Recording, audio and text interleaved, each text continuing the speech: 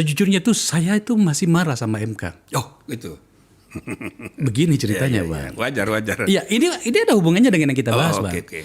Jadi secara psikologis saya pribadi sudah 2 kali MK mengecewakan saya. Termasuk yang Abang adili itu kemarin. Yang pertama itu adalah bagaimana Mahkamah Konstitusi membatalkan undang-undang yang kami bikin, di mana saya salah satunya, yang undang-undang di dalam pemilu pilkada itu politik dinasti. Oh. Pernah kita bikin, Bang. Iya. Untuk pilkada maksudnya. Kira-kira kita buat sederhananya begini. Saya lupa undang-undang nomor berapa itu. Ya lah, undang-undang Pilkada ya, untuk apa namanya itu menghalangi dinasti. Kandidat yang boleh maju itu terbebas dari dinasti, 1 langkah ke depan, 1 langkah ke belakang, kiri dan kanan. Maksudnya adalah anak, istri, suami, mertua, tante segala macam itu tidak boleh. Kalau dia mau maju ada 2 syarat. Pertama, dia maju 5 tahun setelah si keluarganya tidak lagi berkuasa. Atau dia maju pada saat itu juga tetapi di daerah yang lain di mana keluarganya yang sedang berkuasa tidak bisa atau tidak boleh atau tidak punya kemampuan memobilisasi seluruh resources politik yang ada untuk membantunya. Itu dulu yang kita bikin, Bang. Ya, bagus. Dan seandainya itu tidak dibatalkan oleh Mahkamah Konstitusi, maka hari ini tidak perlu ada yang beginian. Abang tidak perlu membuat MK-MK. Ya. Dibatalin oleh Mahkamah Konstitusi. Tapi kalau anggota DPR kecewa pada putusan MK itu biasa. Cuma yang isu tadi saya sependapat itu kalau seorang yang memahami konteks kebangsaan yang lebih luas. Ya. Jadi memahami konstitusi jangan titik koma. Betul. Jadi undang-undang ini bertentangan dengan titik komanya bertentangan dengan undang-undang titik koma juga. Nah, ini jadi masalah. Jadi harus memahami the underlying ideas, moral values di balik teks itu. Betul. Dan harus memahami konteks kebangsaan yang luas. Di mana budaya feodal kita masih sangat kuat. Jadi kalau mau merancang pencerahan bangsa ke depan, bagus itu. Makanya malah harus ditingkatkan, bukan hanya pilkada. Iya. Itu. Itu yang sebenarnya. Jadi benar Anda itu. Saya ceritakan Cocok. ini. Setuju. Kan Abang yang ngajarin saya Iya. selama ini kan gitu kan. Jadi saya kecewanya di situ. Waktu itu kami di Komisi 2. Saya dengan Ganjar nih. Ganjar, Budiman Sujatmiko, kemudian Musamil Yusuf. Saya harus menyebut beberapa nama waktu itu. Kita bersepakat. Di dalam bayangan saya waktu itu sebagai anggota DPR periode pertama, lagi semangat-semangatnya berkonstitusi ini. Lagi idealisnya. Idealis ini. Wah, kita bikin sebuah undang-undang yang bagus nih. Iya, bagus itu. Wih, tiba-tiba Bang dilabrak atau digugat oleh bagian dari dinasti itu. Dan menang, Bang. Sejujurnya saya bisa berbicara banyak soal itu. Siapa menemui siapa dapat apa. Saya bisa berbicara banyak soal itu. Tapi sudah diputuskan. Ya. Oke. Nah, tapi agenda yang Anda impikan itu masih sangat relevan sekarang sangat relevan untuk ke depan. Ya. Kita kan berharap banyak pengambil keputusan itu memahami bahwa salah satu problem serius bangsa kita ini kalau mau maju, bagaimana kita memodernisasi budaya politik feodal itu. Betul. Dan dampaknya kan kemana-mana, Bang. Iya. Saya tidak tahu hari ini sudah berapa. Kami di sini pernah menampilkan catatan dari KPK sih dan dari aparat penegak hukum yang lain. Sudah 400 lebih pemimpin daerah lokal yang bermasalah secara hukum. Terutama karena dinasti gitu loh kan. Makanya saya bilang, aduh, kenapa istrinya ada yang 2 istri, masing-masing ikut pilkada. Kalau saya nggak salah Kediri itu. Yang terakhir kan itu suami istri itu di Kutai Timur. Suaminya bupati, istrinya ketua DPR. Dapatlah dia kan gitu. Nah, hal seperti ini. Tapi ternyata dibatalkan. Saya sejujurnya Bang sakit hati dengan itu. Artinya setidaknya saya melihat pada diri saya si anak siapa saya ini kan. Bisa masuk dunia politik dengan berusaha, bertarung ya kan dengan tiba-tiba ada orang yang datang begitu saja. Oke, itu satu hal. Tapi tampaknya tidak seperti itu, Prof. Karena ada komunitas masyarakat yang memilih untuk tetap fokus pada bagian ini. Terutama sekali mereka-mereka yang bergerak di wilayah non-politik, tokoh masyarakat, budayawan, segala macam. Salah satunya ya orang yang kita hormati ya, Gunawan Muhammad telah bersikap dan sampai menangis di sebuah acara. Kenapa begitu? Karena kata mereka dan beberapa bagian saya setuju bahwa ini sangat-sangat mencederai. Maka ketika Pak Prof. Jimli memutuskan seperti itu, sebagian luka itu bisa terobati. Tapi bagi mereka itu tidak cukup untuk menyelesaikan problem di masa depan. Sebab ternyata putusannya itu ada. Seorang ahli politik dari Australia, Greg Barton, itu pernah duduk di sini mengatakan bahwa masalahnya adalah putusan Mahkamah Konstitusi ini hanya menguntungkan satu pihak. Itu perdebatannya di ruang publik. So, saya ingin Pak Prof menjelaskan kepada kita, monggo silakan Prof, digunakan forum saya ini untuk menjelaskan bagaimana proses-proses pengambilan keputusan yang Abangda lakukan itu, karena saya yakin berat sekali. Ya, sebetulnya enteng aja. Cuma kalau mengenai putusan, memang sebaiknya saya tidak bahas lagi. Itu kan sesudah kita putus, bukan milik kami. Sudah milik publik. Ya, tapi kan ada yang pro, ada yang kontra, biasa. Itu pasti Bang, tapi maksud saya begini, ada banyak hal yang orang pengen tahu. Coba tampilkan. Ada bagian yang kalau saya nggak ngerti apakah Abang punya akun di X, dulu namanya Twitter. Oh iya. Oh itu ramai sekali gitu ya. Banyak, sangat. Salah satunya itu begini Bang. Ini loh, pada poin 9 dari putusan Abang. Hakim terlapor terbukti dengan sengaja membuka ruang intervensi pihak luar dalam proses pengambilan putusan nomor 90 garis miring PUU garis datar 21 ya, Romawi dan garis miring 2023 sehingga melanggar Sabta Karsa Utama prinsip independensi penerapan angka 1, 2, dan 3. Pertanyaan mereka dan saya setuju dengan pertanyaannya, seperti apakah ruang intervensi itu dibuka dan siapa saja yang melakukannya? Ini poin yang sangat penting, Prof. Ya, tapi kita sudah dengar semua, para pelapor, ada saksi, ada ahli juga, walaupun tidak semua mengajukan ahli karena saya batasi. Oke. Ya kan, di antara pelapor itu profesor-profesor juga. Jadi udah kalian sudah lebih ahli dari ahli, ya udah nggak usah lagi lah, karena kita waktunya pendek. Ya kami diberi tugas 30 hari, tapi ada agenda perubahan pasangan calon itu hanya boleh tanggal 8 paling terakhir.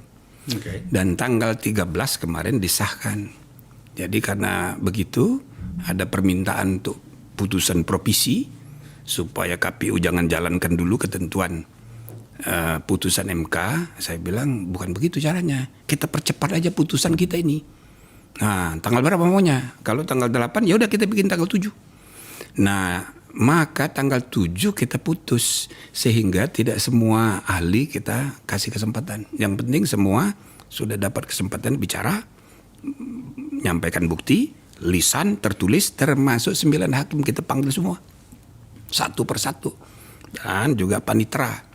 Nah, jadi banyak sekali yang kita kumpulkan informasi itu. Tentu tidak perlu dikemukakan semua. Tidak boleh juga. Yang penting kami sudah dapat bukti bahwa ini pelanggaran berat. Nah gitu. Bahkan bukan hanya Pak Anwar Usman yang melanggar.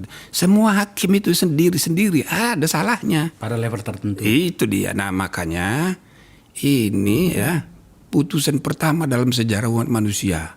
9 hakim dilaporkan semua.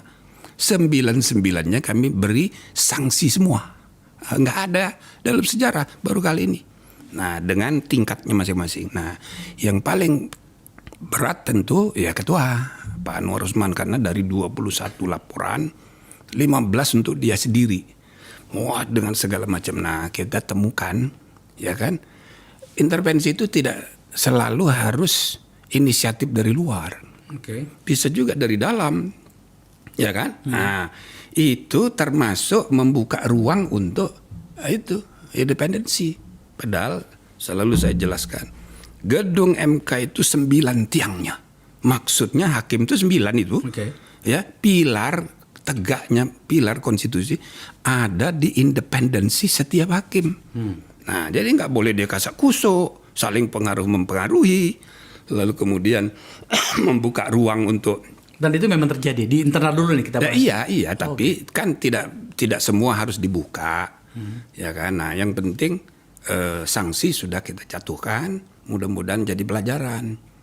Yang paling ideal itu diberhentikan dari anggota. Tapi menurut peraturan PMK ini harus ada banding, berarti putusan kami, ya kan, jadi bisa dimentahkan oleh banding yang orang-orangnya akan diangkat oleh ketua sendiri. Iya. Nah, ayo kan. Nah, jadi supaya ini tidak berlarut-larut, waktu tidak banyak, kita ambil putusan bahwa ini tetap dia diberhentikan tapi dari anggota. Ya. Bahwa dia merasa malu lalu mengundurkan diri, itu soal lain. Itu lain lagi. Nah, tapi ternyata dia agak melawan itu.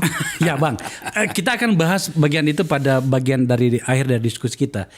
Mohon izin Abang Da, saya harus mewakili pikiran publik di sini. Iya. Menyangkut soal itu. Karena kenapa? Ada pihak yang tampaknya telah tertuduh secara ekstrim bahwa intervensi itu dilakukan, salah satunya adalah pihak istana. Kadang-kadang saya berpikir, fair nggak sih kita berpikir seperti ini kan gitu. Jadi ini forum saya ingin gunakan untuk mengukur kita punya masing-masing kredibilitas untuk menilai ini. Sekarang ini kan yang beredar di publik itu ada intervensi dari istana. Bahkan sudah ada keluar nama nih, ya kan, di mana adalah menteri utama dari pemerintahan Pak Jokowi yang dianggap disebut melakukan itu atau mengambil inisiatif untuk itu. Kita harus belajar bagaimana bernegara. Abang sekali lagi mengajarin saya banyak hal seperti ini. Itu yang orang pengen tahu. Intervensi seperti apa sih Abang Da? Ini kalau dalam politik tuh banyak kiraloginya. Jadi ilmu kira-kira. Dan itu biasa kalau udah menyangkut pertarungan politik, kita mesti hati-hati. Jadi kalau tidak ada fakta, ya enggak bisa kita tuduh, apalagi menyebut nama orang. Tapi di kalimat itu membuka ruang, itu kan tidak mesti ada inisiatif dari luar. Itu kan ruang terbuka itu bisa dari dalam. Nah, jadi kita sudah temukan ada fakta-fakta membuka ruang. Nah, itu banyak. Contohnya itu tidak selalu urusannya itu dengan istana. Itu dia. Kalau itu kita tidak dapat bukti itu. Oh jadi izin Bang, saya ingin memperjelas. Apalagi ada isu, ada uang beredar, enggak ada kita dapat itu. Ya ini saya harus mengulanginya pemirsa karena ini menyangkut dengan kredibilitas orang, apalagi presiden ya. Bahwa tidak ditemukan presiden melakukan intervensi langsung. Tidak ada. Terhadap akhirnya keluar putusan kasus ini. Tapi bahwa ditemukan ada inisiatif dari dalam, termasuk misalnya ketua begitu perhatian mengenai pencabutan perkara, di pembatalan pencabutan perkara. Padahal ini kan urusan teknis administrasi mestinya. Ini urusan panitera. Berarti dia punya kepentingan. Misalnya gitu. Dia ngambil inisiatif terlalu jauh. Terlalu teknis. Tapi kalimatnya itu tadi itu mengatakan begitu Abang. Itu coba lihat. Hakim terlapor terbukti dengan sengaja membuka ruang intervensi dari pihak luar. Ada kata dari pihak luar. Banyak. Termasuk misalnya ada hakim bicara di luar pakai baju hitam, ya kan? Lalu yang kedua di di Tempo, detail sekali perdebatan bagaimana ada yang berdiri. Itu dari mana taunya? Kecuali ada bocoran dalam. Itu contohnya itu. Nah, jadi itu sebabnya karena kita tidak temukan siapa yang bertanggung jawab ini. Ya kita cuma duga-duga, pasti si A, pasti. Tapi kan tidak bisa kita, maka kita kasih sanksi semuanya. Itu contohnya. Jadi intervensi dari luar itu ya tidak harus dalam makna kasih uang atau apa, ya kan? Nah, jadi bisa inisiatif dari dalam, gitu loh. Misalnya waktu sesudah diberhentikan ada berita bahwa dia mau ketemu dulu keluarga. Nah, apa hubungannya dengan keluarga? Lalu orang kan menduga-duga ini ketemu Presiden Jokowi kan, padahal tidak itu. Ini kan soal sense of ethics yang agak rendah. Kalau bahasa Jawanya ora iso rumongso. Gitu loh. Jadi enggak usah ditafsirkan terlalu jauh. Enggak ada bukti itu. Tapi kan boleh dong istana. publik berpikir seperti itu. Itulah namanya kiralogi tadi. Termasuk Dr. Faisal Akbar itu terlibat juga dalam kiralogi. Saya akhirnya itu mengambil sah saja itu. Saya akhirnya harus mengambil inisiatif untuk memastikan informasi itu kan. Oke, nah termasuk juga soal uang itu nggak ada ya? Nggak. Artinya tidak terbukti, bukan tidak ada, tapi tidak terbukti. Ya, tapi kita udah dengar, kita ngecek juga, nggak ada itu bukti. Nggak ada bukti. Itu termasuk ilmu kiralogi juga itu. Begini, kalau orang sudah tidak suka itu ada saja kesana kemari anunya gitu loh. Nah, jadi kita harus mengawal image, harus mengembalikan kepercayaan publik. Ini kan berat. Jadi tidak semua kemarahan publik itu benar. Tidak Gitu semua loh. kemarahan publik benar. Dan kemarahan publik itu tidak boleh dijadikan rujukan mengambil keputusan. Kalau hadis Nabi Muhammad bilang kalau kamu lagi marah, jangan sholat. Sholat aja nggak boleh, disuruh ngambil wudhu. Ngambil wudhu. Jadi nggak usah sholat, nggak boleh sholat. Nah, jadi supaya dingin dulu. Tugas kita itu mendinginkan ketidakpercayaan ini. Itu kira-kira. Ya, oke. Kita terima tausiah Pak Prof. Seperti biasanya gitu kan. Sebelum saya meninggalkan poin ini, masih ada satu bagian yang tampaknya ini memang menjadi inti dari problem, bahwa keputusan Mahkamah Konstitusi yang Pak Prof adili melalui MK itu ternyata ya ini kiralogi juga, bukan kiralogi lagi, kira kasus lah kira-kira gitu ya. Itu di mana ternyata ada orang yang diuntungkan tanda petik. Dalam hal ini adalah Mas Gibran, anak muda hebat yang sudah menjadi pemimpin Solo beberapa tahun. Bagaimana kira-kira kita harus mengelola situasi ini agar kemudian kita bisa fair, Bang? Baik terhadap putusan yang Abang ambil, juga kepada hakim-hakim yang ada di sana, dan terutama sekali kepada keluarga Pak Presiden. Karena hari ini keluarga Presiden ya, termasuk juga Ketua Mahkamah Konstitusi di dalamnya, karena memang adalah keluarga, itu menjadi pihak yang berada dalam posisi yang sangat sulit karena itu. Ya, jadi memang kita bedakan dulu antara putusan berkenaan dengan kebijakan, aturan main, dengan adanya benturan kepentingan. Nah, yang kami tangani yang kedua ini. Jadi terbukti ada benturan kepentingan. Dan yang lebih gawat lagi, ini tidak dirasakan dengan alasan sudah biasa. Gitu loh. Bahkan dikutip dari zaman saya ada benturan kepentingan. Waktu kami memutus Undang-Undang KY, waktu kami memutus pasal 50 Undang-Undang MK, yang maknanya MK memperkuat diri sendiri, ya tapi kan bukan pribadi. Nah jadi itu menjadi alibi untuk menggambarkan praktek benturan kepentingannya sudah biasa. Ini nggak benar. Nah, jadi kami bertiga Majelis Kehormatan harus menyatakan yang benar-benar, yang salah-salah. Nah gitu ya, itu satu. Nah yang kedua soal aturan main tadi. Nah, kan banyak diantara pelapor itu menuntut supaya MK membatalkan putusan MK dalam perkara 90. Nah saya itu tidak bisa karena kami ini hanya menegakkan kode etik bagi perilaku hakim. Tidak sampai ke arena itu. Tidak sampai ikut campur dalam membuat keputusan, gitu loh. Tapi sebenarnya itu karena Abang juga sebenarnya yang membuat kita jadi deg-degan gitu menunggu.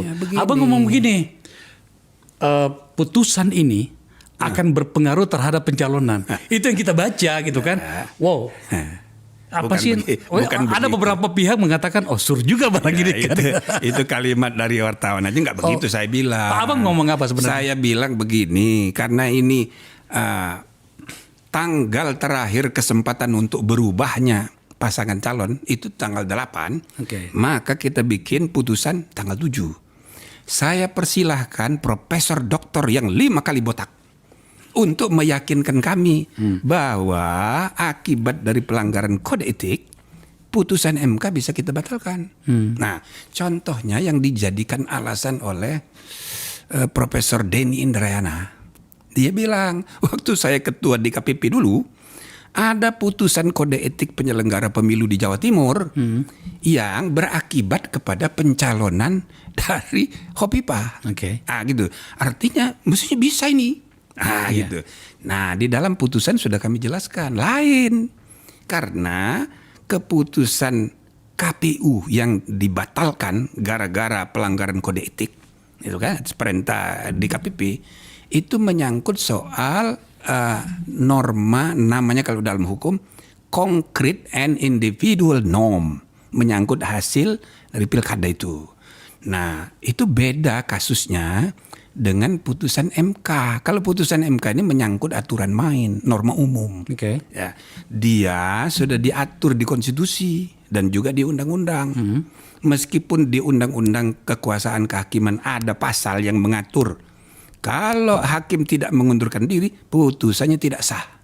Ya. Nah, itu pasal 17 ayat 6. Tapi ini undang-undang berlaku umum untuk semua hakim, kecuali yang secara khusus sudah diatur.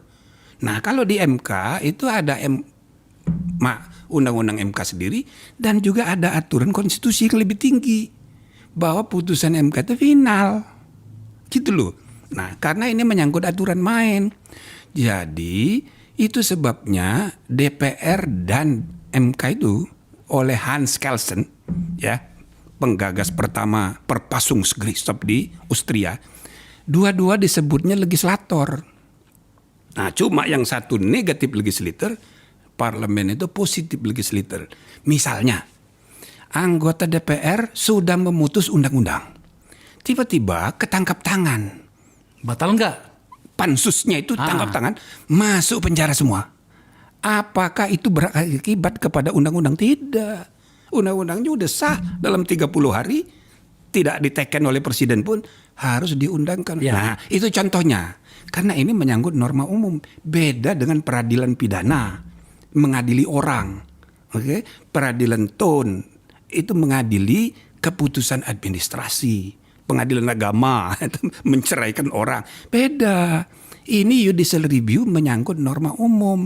Sama dengan DPR. Ya kan? Undang-undang sudah disahkan DPR, berlaku. Tapi dalam kasus ini, Prof, saya tentu saja menerima pikiran itu. Ya, harus menerima. Sebagai orang yang pernah membuat banyak undang-undang, tentu saja seperti itulah ceritanya gitu kan. Lagi-lagi sebenarnya ini kan ilmunya Pak Prof juga kita pakai ini kan. Tetapi pada kasus ini ada banyak problem, ada banyak pertimbangan yang orang berharap Pak Prof pikirkan, termasuk ketika keputusan itu diambil. Menyangkut soal pimpinan nasional. Meskipun hanya wapres atau cawapres, masih cawapres sekarang. Tetapi itu adalah posisi warga negara luar biasa yang dalam ilmunya Prof kepada saya yang saya pahami adalah ini warga negara luar biasa yang tidak bisa dijangkau dengan undang-undang biasa. Nah, itulah kemudian banyak orang memprotes, apalagi melihat bagaimana mekanismenya. Ada orang mengatakan begini, bisakah Pak Prof Jim sebagai ketua MK melihat hal di luar dari apa yang Abang jelaskan tadi dengan mengikuti logika-logika hukum yang ada, dengan melihat progresivitas yang terjadi dalam masyarakat kita. Ambil sikap dong. Ya, itulah yang dibahas dalam sidang. Itu 15 guru besar, saya tantang, silakan keluar teori-teorinya mana. Yang botak 5 kali. Yang botak 5 kali itu. Tapi tidak ada yang meyakinkan. Nggak ada yang meyakinkan. Gitu loh. Nah, yang meyakinkan saya malah ada mahasiswa dari Sumatera Utara ya? Enggak, mahasiswa Fakultas Hukum Universitas NU. Oke. Dia tidak mempersoalkan putusan MK. Tapi dia mempersoalkan undang-undang pemilu yang barusan berubah karena putusan MK. Nah, itu lain. Jadi objektum litis, objek perkaranya bukan putusan MK yang sudah final dan mengikat, tapi undang-undang yang berubah sesudah putusan MK. Ini kan legislatur juga. Maka dia persoalkan ini pasal mengatur mengenai syarat calon usia ini bertentangan dengan konstitusi. Dia bilang kan begitu. Tapi dengan catatan saya minta yang mereksa perkara nanti tidak termasuk Anwar Usman. Cukup 8 orang. Karena di dalam Undang-Undang Kekuasaan Kehakiman pasal 17 ayat 1 itu ada namanya hak ingkar. Oke. Jadi pihak yang berperkara boleh dia ingkar untuk diadili oleh seorang hakim. Oke. Nah, maka kalau komposisinya cuma 4 bisa berubah itu. Bisa berubah pendapat 8 orang itu. Iya. Nah, jadi saya puji ini cara yang benar untuk mengubah ya ketentuan mengenai syarat usia capres. Cuma kalian kenapa telat? Karena saya bilang sebentar lagi sudah. Nah, dan terbukti mereka sudah disidang, perkaranya nomor 141 sudah sidang pendahuluan, tapi itu kan baru sidang pendahuluan, sudah datang hari Senin. Senin itu sudah ada pengucapan sumpah. Senin sorenya sudah penetapan paslon resmi. Oke. Selasa malam sudah nomor urut. Jadi kalaupun berubah itu undang-undang, ya harus berlaku untuk 2029. Karena tahapannya udah jalan. Jadi tidak untuk yang sekarang. Tidak untuk yang sekarang. Dan ini penting ya. Meskipun kita suka, tidak suka, kita ini harus belajar gitu. Inilah mekanisme bernegara. Kita tidak suka tapi ya begitu. Nah akhirnya nanti ya udah 3 bulan lagi, you nggak usah pilih yang you nggak suka, kan gampang sekali, ya kan? Yeah, bahwa ini jadi pelajaran, iya. Tapi akhirnya kan kita ini harus move on, gitu loh. Ada yang kecewa, biasa aja. Ini permainan hidup ini bernegara itu. Iya bang. Nah, gitu loh. Tapi kita harus mengawal supaya ada kualitas dan integritas dalam mengambil keputusan. Maka kita udah putus gitu loh. Ya. Gini bang, sebagai orang yang realistis tentu saja saya setuju itu dan ya mau apa lagi tidak punya pilihan. Seperti itulah. Tetapi yang sebenarnya yang orang pikirkan itu Pak adalah Akbar, itu undang-undang bikin DPR itu banyak yang demo selalu. Itu harus tidak puas orang. Tidak puas. Iya kan? Enggak, maksud saya gitu. Biasa aja gitu. Yang saya maksud begini bang, salah satu produk dari reformasi 98 itu adalah MK. Ya.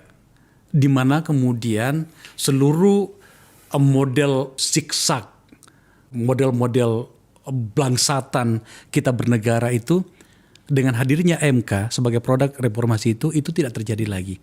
Lah ini baru masuk pada tahun 20 kita lebih Bang ya, 22 atau 23 ya? 2023 jadi 20 tahun. 20 tahun itu 2003 dulu.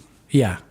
Itu kan berarti kok terlalu cepat kita melupakan kesepakatan itu. Yeah. MK-nya 2003, tetapi kan reformasinya kan tahun 2098. Yeah. Idenya masuk 2001 gitu 2001. Kan. Maksud saya ini dia masih bagian dari produk dari tuntutan pada reformasi itu. Betul. Lah, ini belum cukup 25 tahun atau baru 25 tahun kok kita sudah lupa pada bagian itu. Yeah. Maka ada pertanyaan orang, ngapain kita reformasi kalau kayak begini? Ternyata sama saja.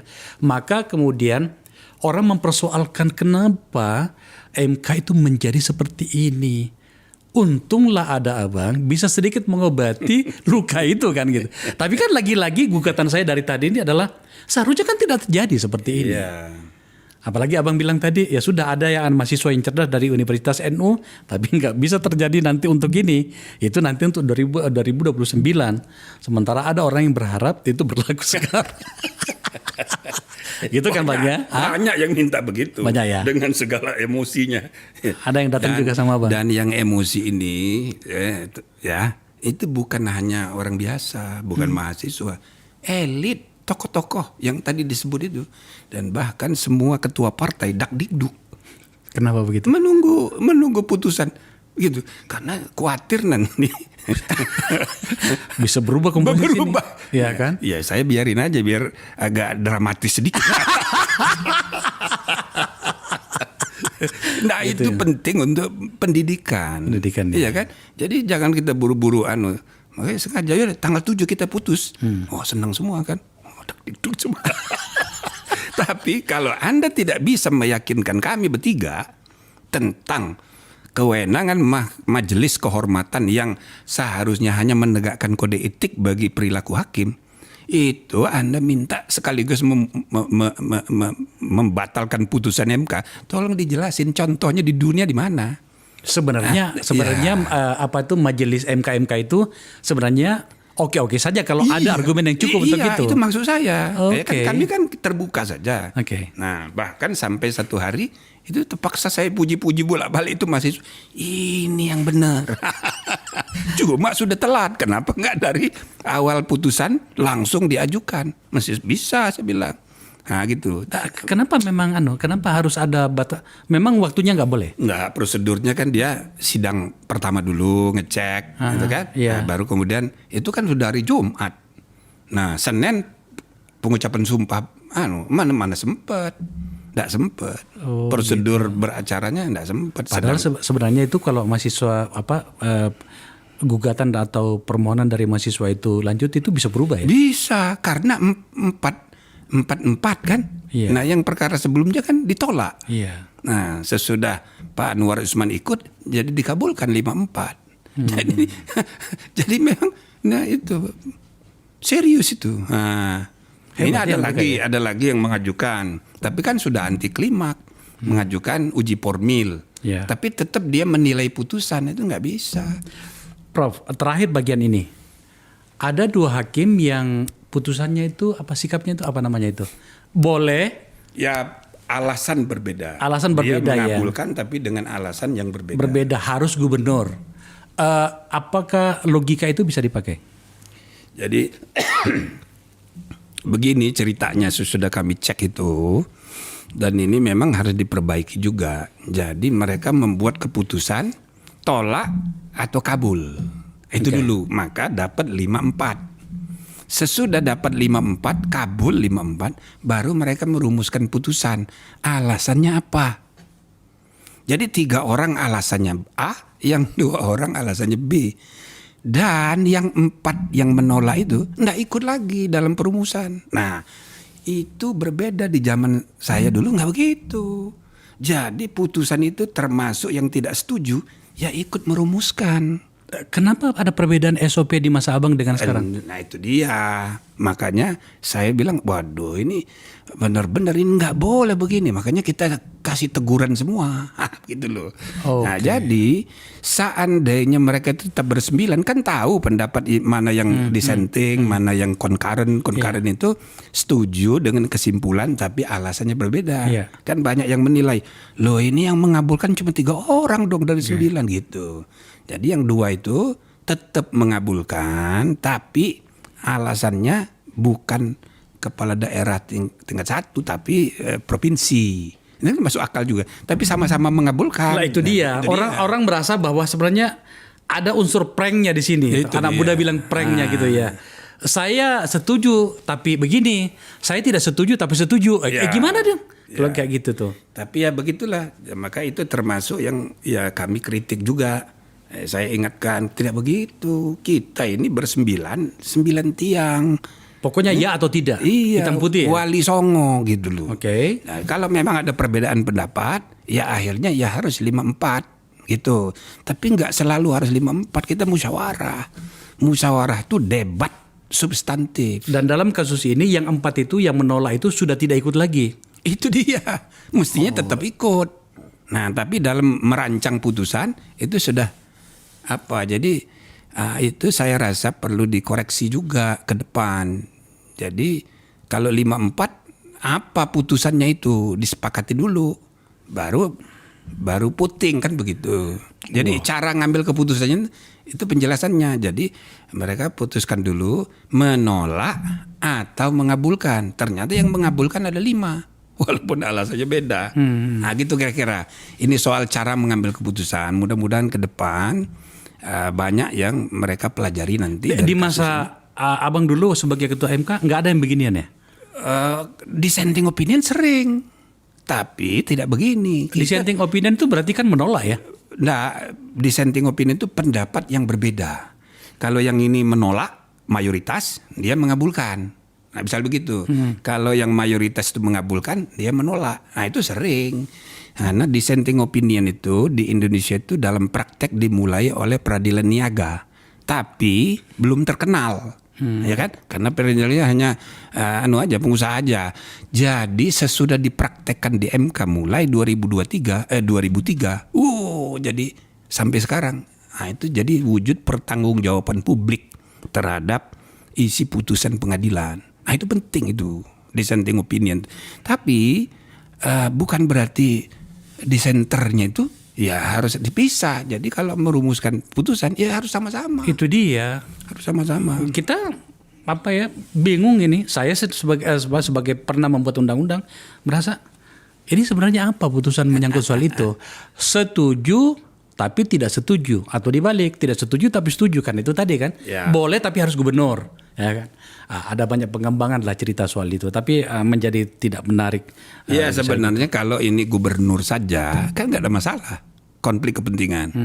Atau ini diberlakukan untuk 2029 kan nggak ada masalah. Okay. Ya kan, karena usia itu relatif. Misalnya dulu 2035, 2004 dinaikkan jadi 40, ya kan?